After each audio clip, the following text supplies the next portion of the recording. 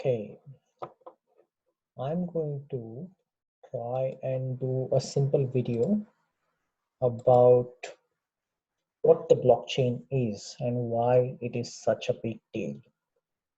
Now, in general, when two people transact, okay, let's say this is the first guy and this is second guy. Okay, so they have agreed to a transaction. Okay, let's say the transaction is this guy will give him dollars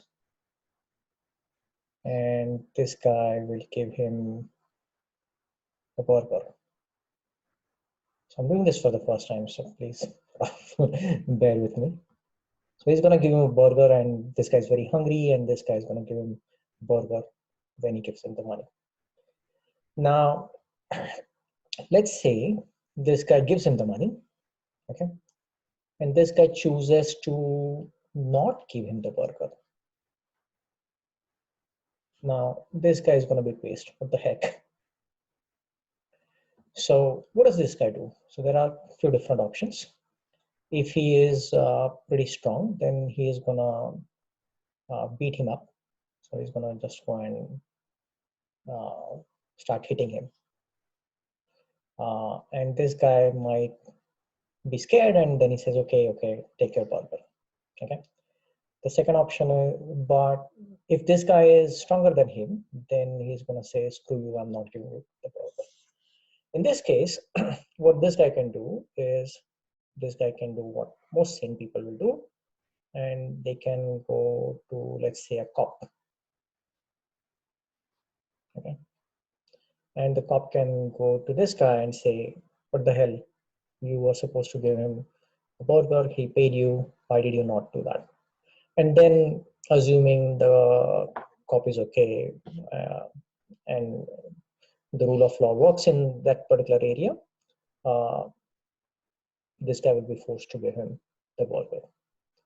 But what if this guy says to this guy, okay, this guy's given me $5. I'll give you $1.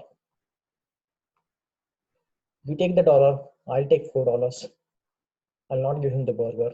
You are happy, I'm happy. This guy can get screwed. This guy says, okay. No, this is a thumbs up sign. Okay, done. And that's what often happens in a lot of countries where the rule of law does not exist. When people transact, so the basis of entire human civilization is transactions. Not everybody is good at everything. We can't be sewing our own clothes. We can't be sort of making sowing the crops, etc. We are reliant upon transactions. Human civilization progresses because people cooperate with each other and they exchange value in return of value. Now, oftentimes, when one party decides to renege, the other party has two options. Either they can fight it out or they can go to the courts and or the police or whoever is basically a third party, and they can try to sort it out. So the success of these transactions and success of the entire human civilization really is completely dependent upon the rule of law. If you are going to make a transaction, if you're going to do something, you need to know that you're going to get your expected return. If you don't have that guarantee, then what will most people do is they will just choose to not engage in that transaction. If you don't have the certainty that whatever you're supposed to get in return of your efforts, that's uncertain, then people will just choose not to transact. And that's often what happens in a lot of countries where people are not certain of their reward versus effort. They become cynics, they choose not to transact. And when transactions happen, then value is shared and wealth is created. But when transactions don't happen, then value is not exchanged and we all end up becoming net poorer. So you'll often find that countries that have a strong rule of law and clearly defined um, or transparent governance, reliable third parties, reliable governments, reliable police, reliable courts, uh, straightforward business law. That's where more transactions happen and more wealth is created. And in turn, these countries eventually end up becoming developed. You cannot be a developed country and not have rule of law. Now, and on the flip side, oftentimes countries which are not developed, for example, a lot of countries in Africa, to some extent India as well, and parts of South Asia, oftentimes the rule of law does not exist. We are dependent upon third parties, which is our police, which is our courts, which is our politicians, etc., and they don't do their jobs. So in that case, transactions don't happen and the country becomes net poorer. Now, unfortunately, a lot of these countries or a lot of these people don't have any other options. But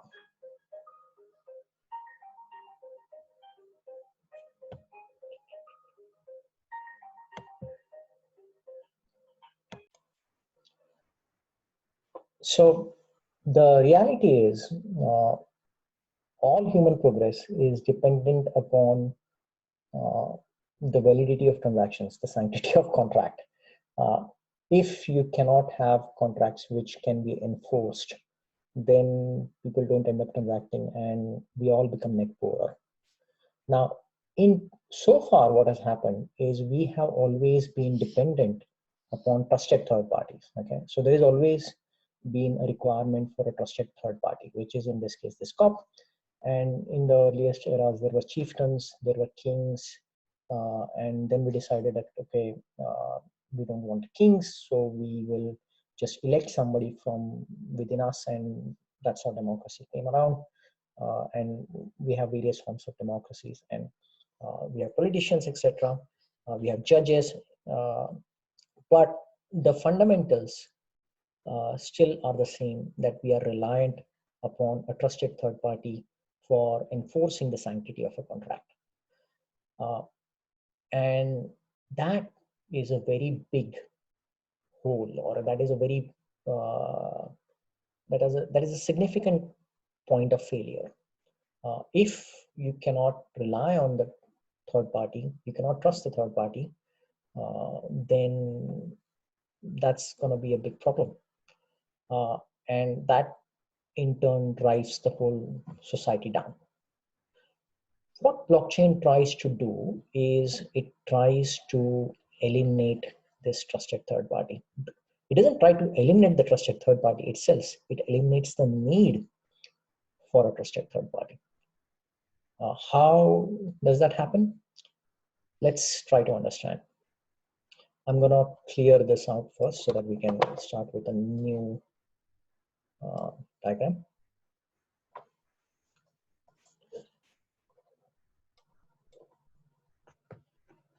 I'm doing this for the first time, so please excuse my amateurish attempts. Okay. Now, let's say we have, again, two people.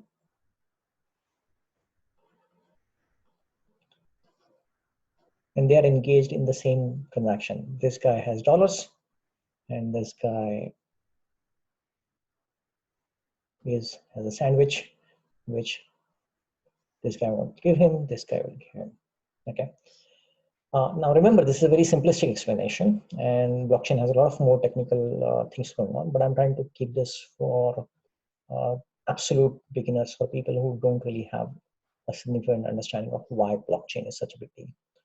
Now, when these people agree to do a transaction, what they will end up doing is, let's say, they go to a town square, okay? Let's say there is a big town over here, and there are many people living in this town. And there is a town square. So what these, anytime somebody agrees to a transaction, They will go to the town square and they will announce to people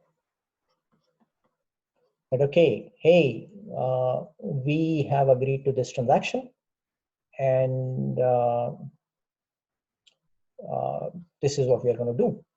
I'm going to pay him dollars, and this guy is going to give me a sandwich.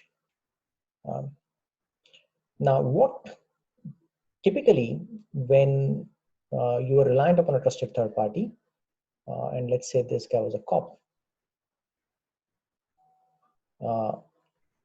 what the cop would do is he would, let's say, have a notebook, and he will write down that, okay, you have agreed on a contract, and if both of you, if one of the parties is not happy, then he will look at the contract, see what is there, and he can go and either enforce on this guy or he can enforce on this guy. Now over here, what happens is you're dependent upon this guy sort of not being corrupt. Now, what blockchain essentially does is it eliminates just having one person. And instead, what you're doing is you're going and you're announcing your transaction to the world. But okay, this is what we're going to do. And everybody on the system has their own notebook. Okay. And in that notebook, they are going to take a note of that transaction. But okay, you guys have agreed on it.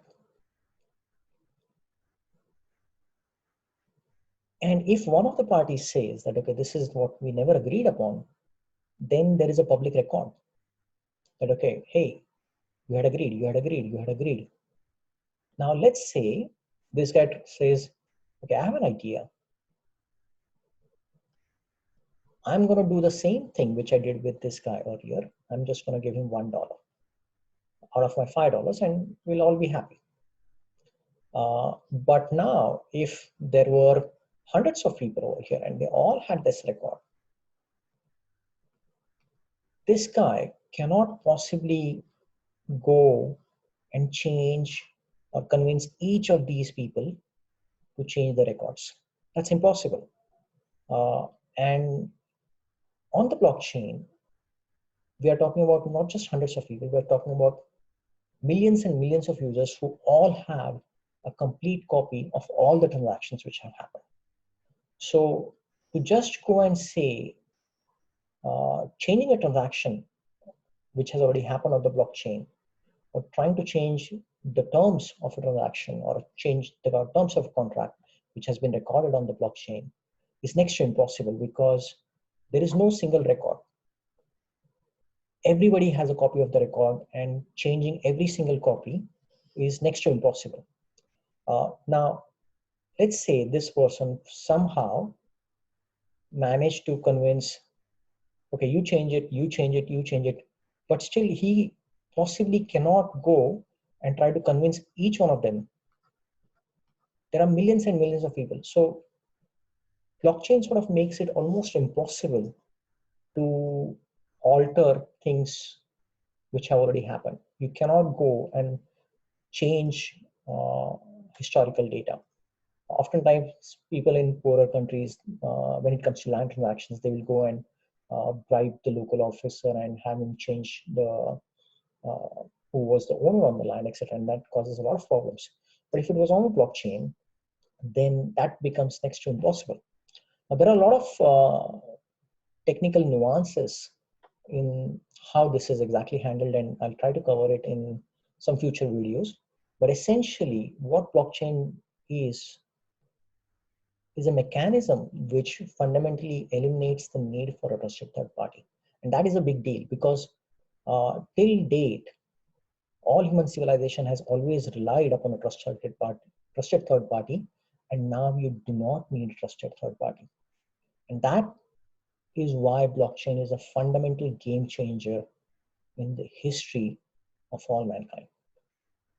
That's it. So for today, I'll try and go into more detail, and I'll try to sort of take a similar approach by not going into too much technical detail, but at least try to make it understandable to the layman. Please give me your feedback. Hopefully, some of this made sense. I know this is for the experts and people who know blockchain in detail. This is very simplistic, and that is by design. I completely uh, understand your criticisms about how this thing glosses over a lot of things. But this whole intent is really to cover up, help those who don't really have those who get intimidated by the word blockchain, to help them understand at least the basics. So that's it so far. Hopefully, if this is useful, I'll try to do some more videos like this. Cheers. Bye-bye.